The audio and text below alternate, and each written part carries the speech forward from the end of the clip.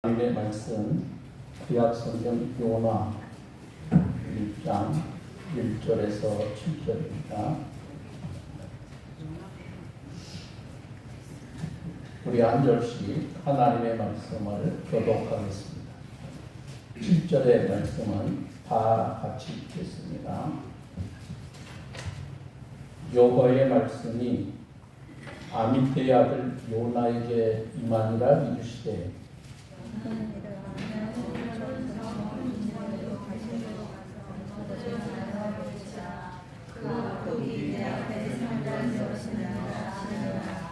그러나 요나가 여호와의 얼굴을 피하려고 일어나 다시스로 도망가려 하여 욥바로 내려갔더니 마침 다시스로 가는 배를 만난지라. 여호와의 얼굴을 피하여 그들과 함께 다시스로 가려고 뱃삭을 쥐고 배에 올랐더라. 여호와께서 바람을 바다에 내리시니 바다가 안에 큰 풍이 일어나 배가 거의 깨지게 된지라. 사공들이 두려워하여 각각 자기의 신을 부르고 또 배를 가볍게 하려고 그 가운데 물건들을 바다에 던지니라. 그러나 요나는 배 밑중에 내려가서 누워 깊이 잠이 든지라.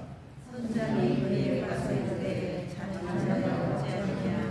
일어나서 그의 하나님께 구하라. 혹시 하나님이 우리를 생각하사 망하지 아니하게 하시리라 아니라. 그들이 서로 이르되 자 우리가 제비를 뽑아 이 재앙이 누구로 가느냐 우리에게 일어나느냐 알아보자. 곧 제비를 뽑으니 제비가 우리에게 뽑힌지라. 아멘. 어느 한 의사가 말하기를 오장육부가 제자리에 있으면 질병이 생기지 않는다 그래요. 여러분 오장이 뭐예요? 여러분 오장이 있어요? 네. 뭐예요 근데? 네? 해보세요. 심장. 또 맞았어요. 심장 맞아요. 또 심장 맞아요. 통파. 또 비장. 또 간장. 간장 먹었어요? 간을 얘기하면 간장. 또 뭐가 있을까요? 폐장. 이렇게 5가지가 오장이에요. 알았어요? 자기가 오장 있는데 오장이 뭔지 모르면 되겠어요? 그렇죠? 또 육부가 있어요. 오장 육부 그러잖아요. 육부는 뭘까? 위. 밥 먹었죠?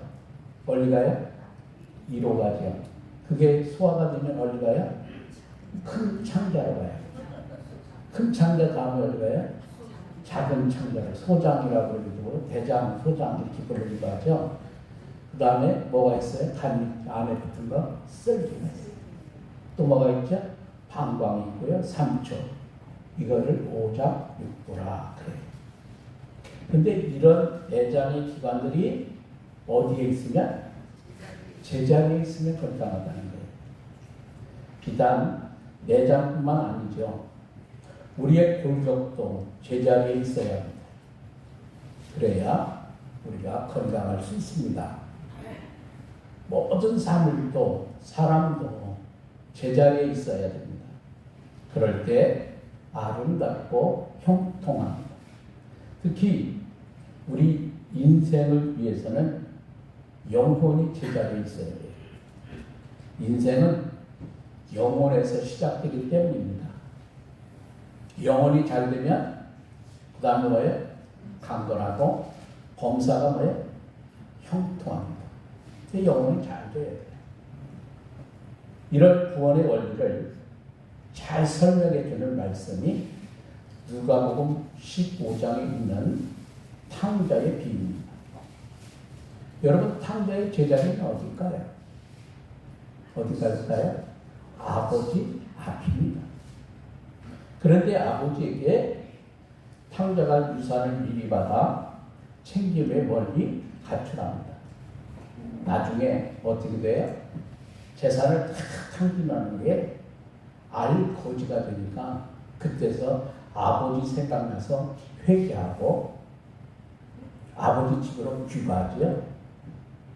아버지는 탕자 아들이 돌아올 것을 기다리고 있다가 그 아들을 맞이합니다. 달려가서 입을 맞추고 집으로 데려와 제일 좋은 옷을 입히고 가락지를 끼워주고 신발을 신고 잔치를 벌입니다. 아버지의 아들로 제 자리를 찾을 겁니다. 여기서 아버지는 누구를 상징할까요? 누구예요? 하나님을 상징하는 거예요.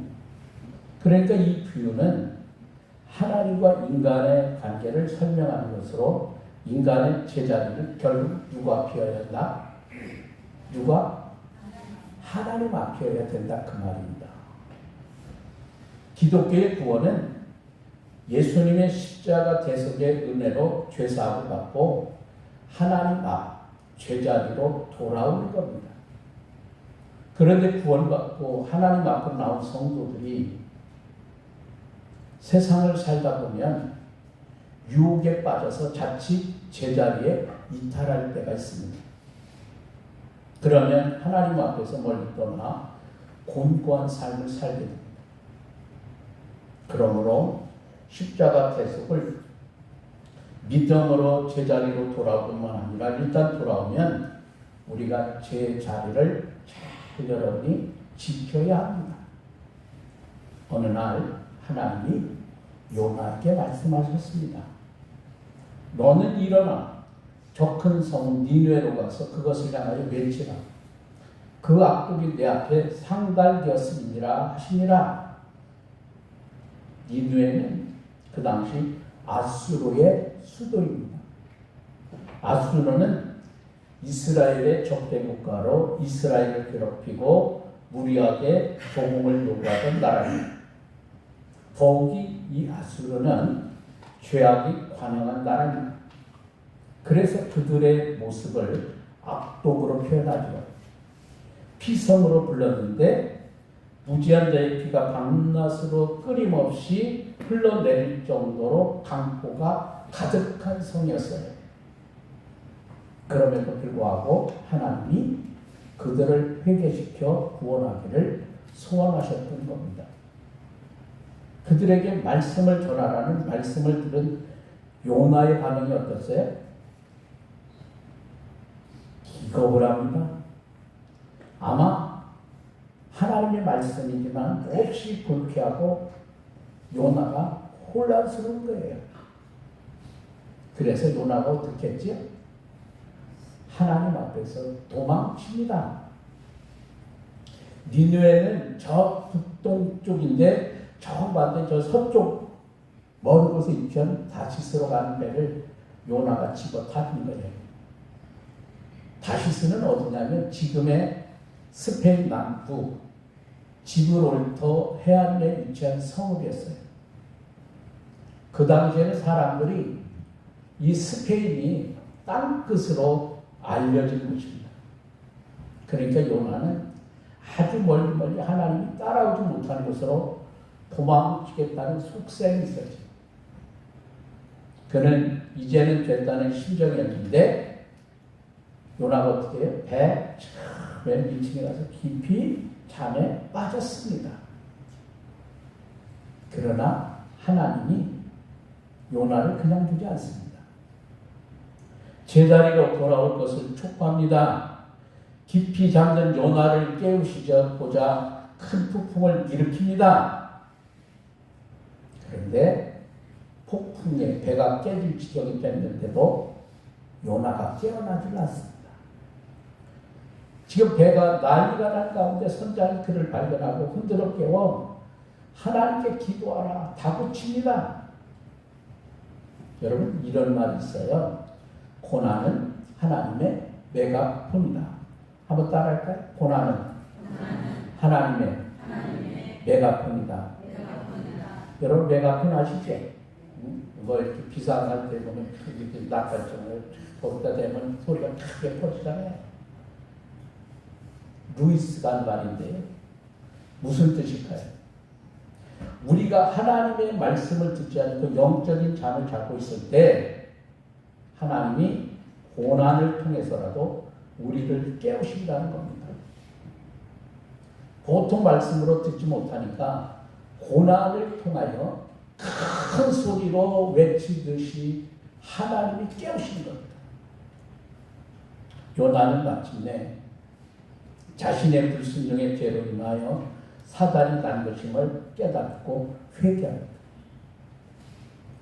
하나님의 진노를 멈추게 하기 위해서 요나가 어떻게 하죠? 뭐라고 해요? 자신을 어디에 던지라? 바다에 던지라는 거예요. 선장과 배에 탄 사람들 감히 던지지 못하고 머뭇거리자 단호하게 요구합니다. 그의 회개가 진실인 것을 알 수 있었습니다. 그래서 도무지 폭풍이 가라앉지 않으니까 하는 수 없이 요나를 바다에 던지지요. 그러자 신기하게 풍랑이 가라앉았습니다. 요나가 회개하니까 하나님이 그를 구원해 주십니다. 큰 물길을 예배해 두셨다가 요나를 단숨에 받아줍니다.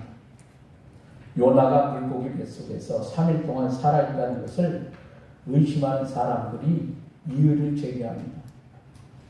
질식하거나 혹은 독한 소아에게 녹아 죽을 것 같은데 어떻게 요나가 3일 동안이나 생존할 수 있었느냐 이거지요.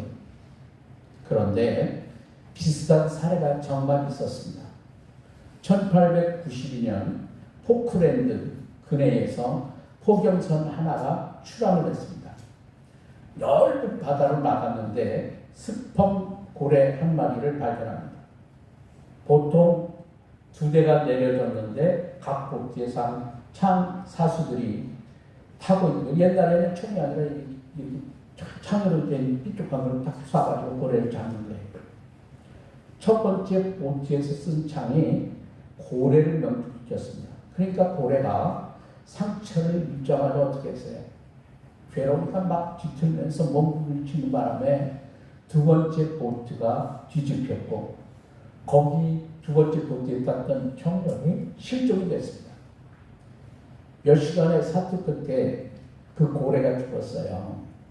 고래를 끌어올려 하루 종일 고래 껍질을 벗겼습니다. 그 다음에 고래의 배를 쪼개고 위를 갈라서 그 속에 있는 것들을 전부 끌어냈는데 놀랍게도 실종됐던 청년이 그 고래 뱃속에 들어있던 거예요. 의식은 없었지만 숨은 쉬고 있었고 이 청년이 병원에서 치료받은 후에 회복이 됐다는 겁니다.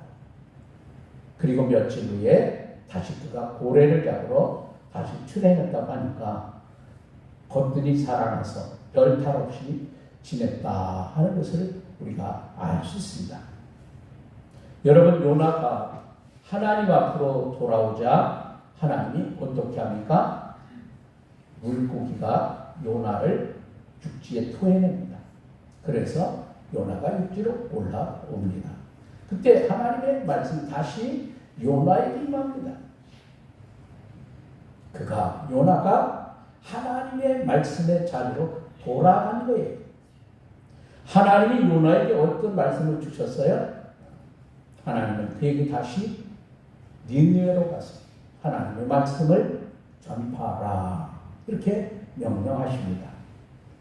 여러분, 이게 정말 중요한 거예요.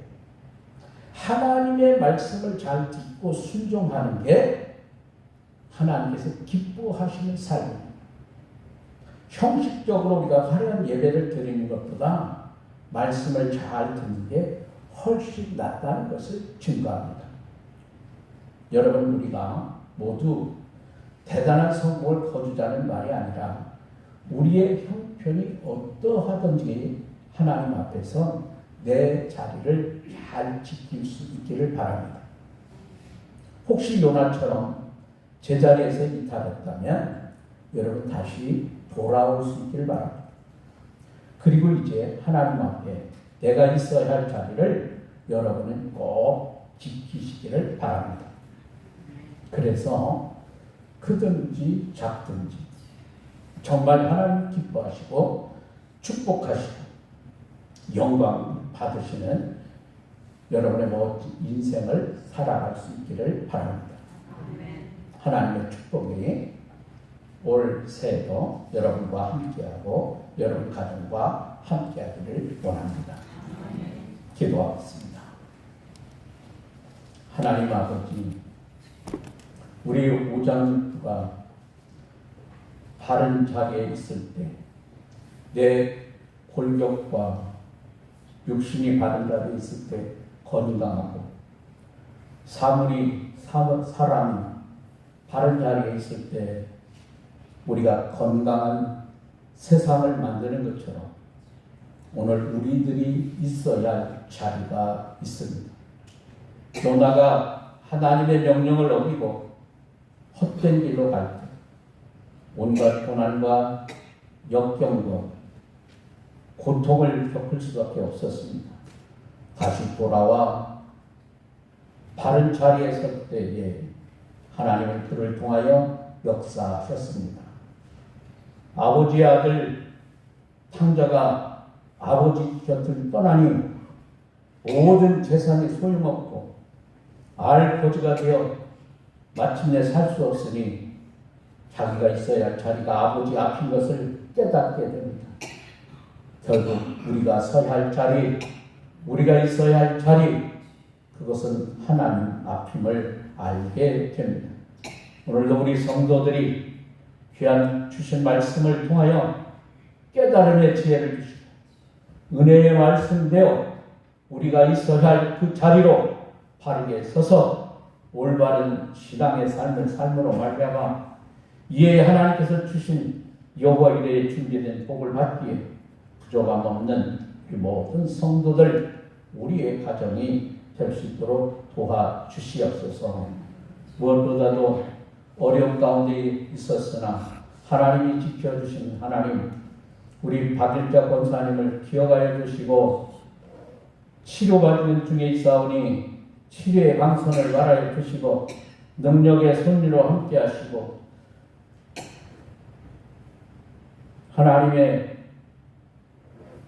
여호와 라파 치료에 하나님께서 함께 하셔서 모든 것이 합력하여 선을 이루도록 은혜 베풀어 주옵소서. 우리 많은 성도들 가운데 육신의 연약함을 통하여 어려움 속에 살아가는 우리 성도들 말씀을 의지하여 믿음 안에 승리하는 역사, 하나님의 도움의 손길로 은혜 받는 역사가 일어나게 하옵소서. 우리를 사랑하신 예수님의 귀하신 이름으로 기도합니다. 아멘.